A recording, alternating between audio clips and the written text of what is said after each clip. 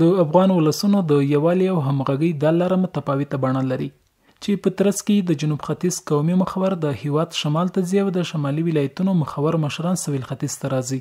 خو په ولسونو کې د دې تاثیر څه دی او په اړه یې څه نظر لري؟ الفاظ نیستیم که شما را استقبال کنیم.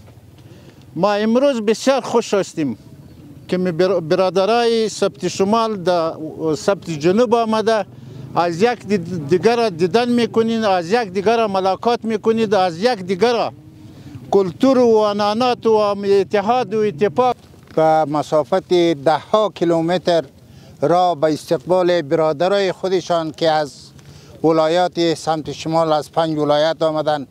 نهایت این استقبال شما را ما به چشم قدر میبینیم و این استقبال شما همانندی از این است که ما صدها سال خانه گمشده خود همانندی از این که میگن که حضرت یوسف علیه السلام که پدر گم کرده بود.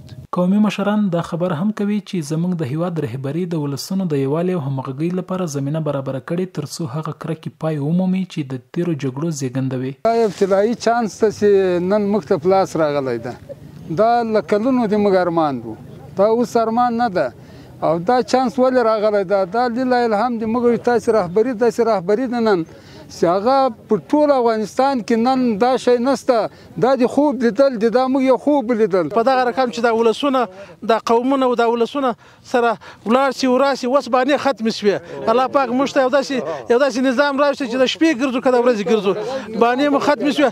موږ به هم راځو، تاسې به هم راځئ. ټول د افغانستان خلک یو، ټول مسلمانان یو او ټول یو تن وجود یو. الحمدلله اوس مو حکومت هم یو ده او فرقې هم راکې ختمې شوي دي، تنظیمي مسایل هم ختم شوي. په دې الله خوښ یو چې په ټول افغانستان کې یو منظم شرعي حکومت ده.